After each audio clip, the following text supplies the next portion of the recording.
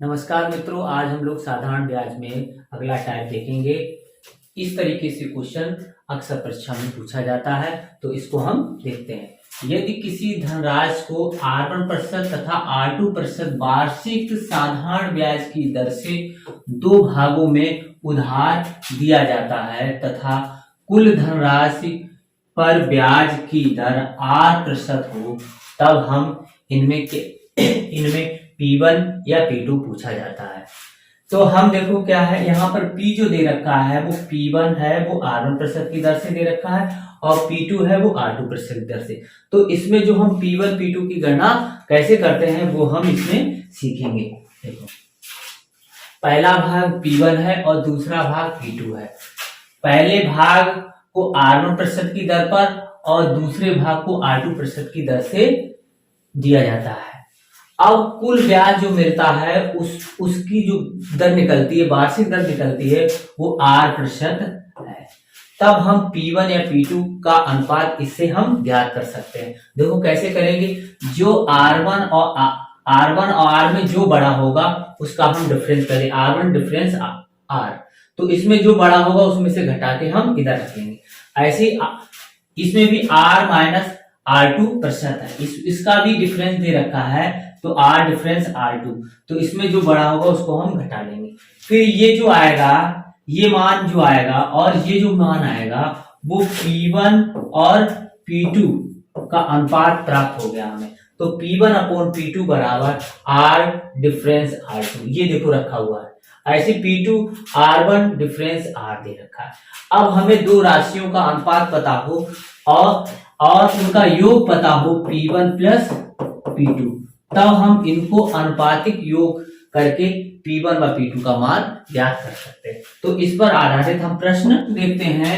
6,000 रुपए की राशि का कुछ भाग, इसका मतलब ये P1 भाग है, 4% वार्षिक दर पर तथा शेष राशि क्या है, P2 राशि को 7% वार्षिक दर पर उधार दिया गया।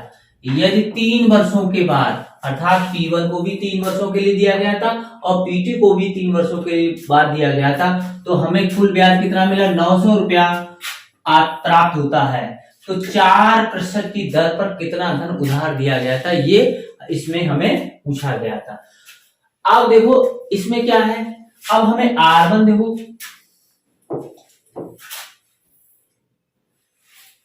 इसकी सहायता से देखो R1 दे रखा है और R2 दे रखा है, और T इसके लिए भी दे रखा है, T इसके लिए भी दे रखा है। अब देखो इसके लिए 4% है और इसके लिए 7% है, और ये भी 3 वर्ष के लिए दिया गया था, ये भी 3 वर्ष के लिए दिया। तब हमें टोटल साधारण ब्याज हमें मिला 900 रुपया, और P कितना था टोटल, 6,000। इसका मतलब है P1 प्लस P2 बराबर 6,000।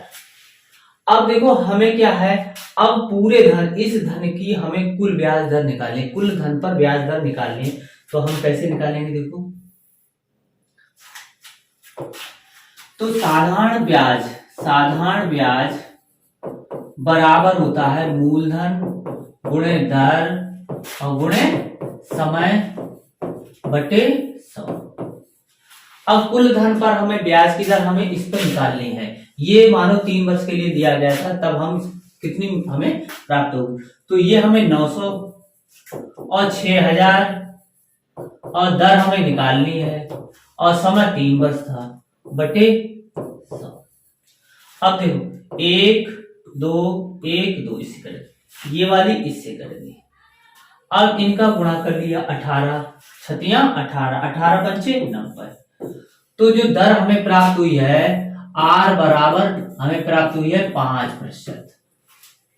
तो अब हम इसी की सहायता से कैसे निकालेंगे, हमने आपको बताया था कि R1 यहां रखेंगे, R2 यहां रखेंगे, कुल धन पर ब्याज की दर यहां पे रखेंगे, फिर जो बड़ा होगा वो यहां पे रखेंगे, इसको घटा के इधर रखेंगे।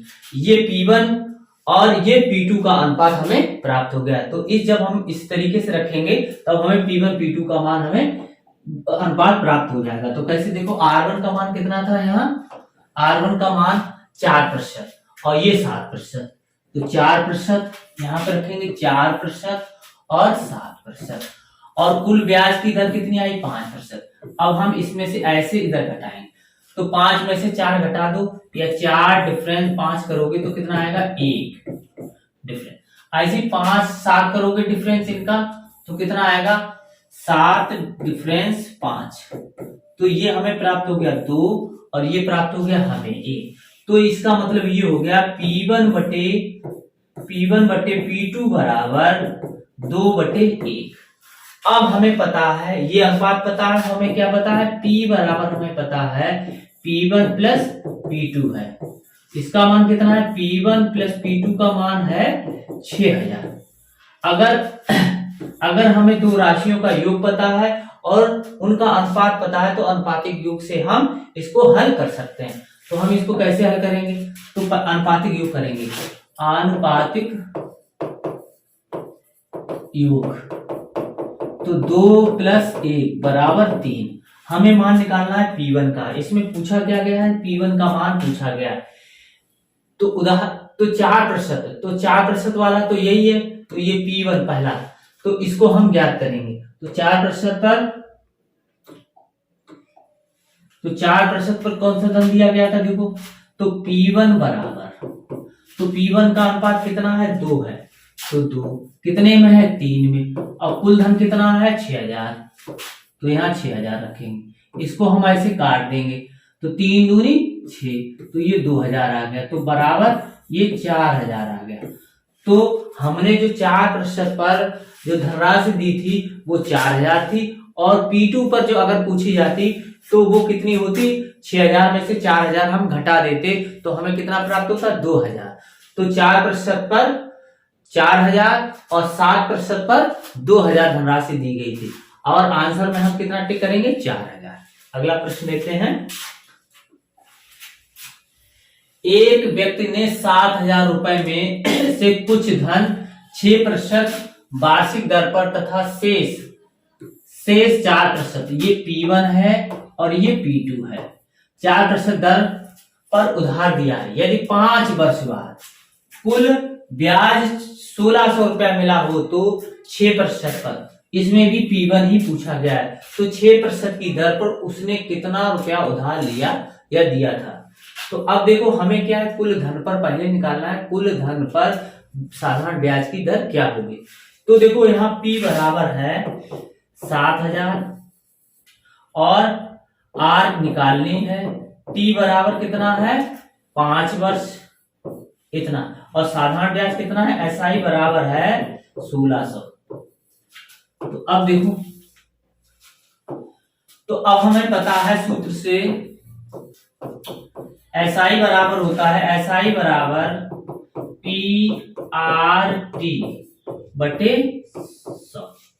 तो SI बराबर कितना है 1600 और P बराबर है 7000, R बराबर है निकालना है और T 5 है बटे 100। अब हमने ये काट दिए, ठीक है, 1 0 ये इससे कट गया। अब देखो 7 बना 35 हो गया, और 5 से हम इसे भी काट सकते हैं, 5 3 15 5 दूनी 10।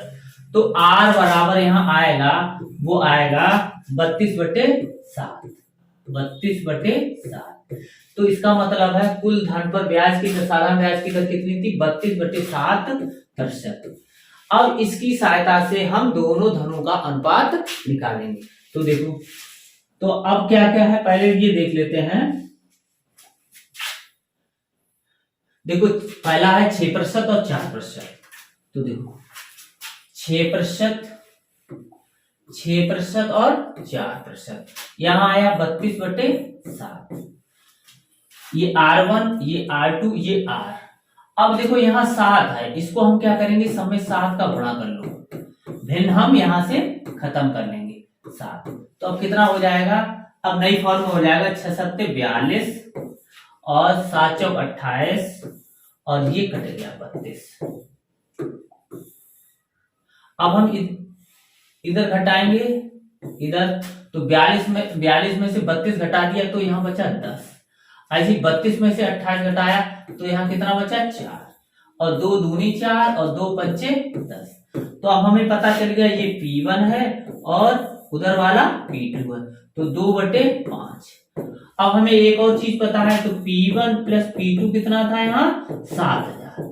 अब देखो अनुपातिक दो राशियों का हमें योग पता है और उनका अनुपात पता है, तो अनुपातिक योग करके उनका मान हम ज्ञात कर सकते हैं। तो अनुपातिक योग कितना हो जाएगा, अनुपात ये दे रखे हैं 2 और 5, तो 2 + 5 = 7। अब हमें P1 का 6% पर निकालना है, तो 6% पर जो राशि निकालनी है वो P1 थी, तो P1 का मान कितना आ जाएगा देखो, या P1 धनराशि कितनी होगी, तो P का जो भाग है वो 2%, 2 है, कितने में है 7 में, तो 7000 में कितना होगा, तो ये काट देंगे तो 1000 आ जाएगा, तो ये आया 2000। तो P1 पर दी गई धनराशि कितनी थी, वो 2000 थी, और अगर P2 पूछी जाती तो 7000 में से 2000 घटा देते, या इसका अनुपात 2 की जगह 5 रखते, तो P2 का मान हमारा निकल आता। तो अगला प्रश्न देखते हैं इसी प्रकार। देखो 31,000 रुपए को 2 भागों में बांटकर पहले भाग को 7% दर पर, दूसरे को 11% दर पर दे दिया गया। 4 वर्षों के बाद साधारण ब्याज की राशि 11,560 रुपए हो जाती है, तो दोनों राशियों के बीच का अनुपात निकालना है। अब इनमें हमें दो राशियों का अनुपात ही निकालना है, तो अब देखो क्या करना है, तो सबसे पहले तो हमें कुल धन इतना प्राप्त हुआ और ब्याज हमें इतना प्राप्त हुआ, तो ये ब्याज हमें जो प्राप्त हुआ उस किस दर पर दिया गया था 31,000, वो हम यहाँ से निकाल लें, यानी कुल धन पर साधारण ब्याज की राशि हम लोग निकालेंगे। तो सबसे पहले P कितना है यहाँ 31,000, R निकालनी है, T कितना है 4 वर्ष, और SI कितना है 11,560। SI का मतलब यहाँ सिंपल इंटरेस्ट, साधारण ब्याज। अब हम इसकी सहायता से कुल धन पर ब्याज की दर हम निकाल लेंगे, तो सूत्र से SI बराबर PRT/100। अब SI का मान है 11,560, P का मान है 31,000, R निकालनी है, T है 4 वर्ष बटे 100। अब देखो 2 तो 0 जी कट गए, 1 0 इससे कट गया। अब देखो 4 से इसे काटेंगे, 4 दूनी 8, 3 बचा, 4 8 32, 3 4 9 36।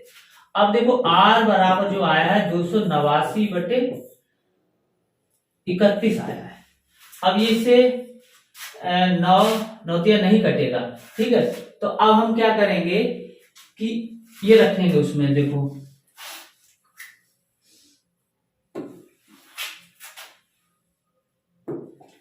अब हम क्या अब देखो 4% है, पहले कितनी है 7% और 11%। तो अब देखो 7% और 11%, यहाँ 289/31। अब देखो भिन्न आ गया, तो हम 31 का यहाँ गुणा कर देंगे, 31 का यहाँ गुणा कर देंगे और 31 का यहाँ गुणा कर देंगे, तब हमारा कितना आ जाएगा 7 और 7 21, 217। यहाँ 1 हासिलेंगे, 1 11 33 और 34। इसके बाद ये तो ये कट जाएंगे, तो 289 यहाँ आ गया। अब हम क्या करेंगे, ऐसे इधर घटाएंगे और इसको हम इधर घटाएंगे। तो देखो हम जब 289 में से घटाएंगे, 9 में से 7 गया, 2 बचा, 8 में से 1 गया, 7 बचा। फिर अब हम इससे घटाएंगे, तो 11 में से 9 गया, 2 बचा, यहां से हासिल ले ली 3, तो 13 में से 8 गया तो 5। अब देखो 2 से ये कट रहे हैं, 2 दूनी 4 और 2 छंग 12, 2 3 6, 2 छंग 12, तो और फिर 2 से कट रहे हैं, तो ये 13 और ये 18, ये 13 आया, ये 18 आया। अब देखो अब हमें सिर्फ ये पूछा गया है कि पहली राशि और दूसरी राशि में अनुपात पूछा गया है। तो ये पहली राशि है और ये दूसरी राशि, तो हमें क्या है P1 बटे P2 बराबर कितना आ जाएगा 13/18। 13/18। तो यही दोनों राशियों के बीच का अनुपात हो गया। जो एक राशि जो थी वो 7% से दी गई थी और दूसरी राशि 11% से दी गई थी। तो P1 है वो 7% से और P2 है वो 11% से, उनका अनुपात 13/18 हमें प्राप्त हुआ। इस तरीके से हम ऐसे प्रश्नों को आसानी से हल कर सकते हैं।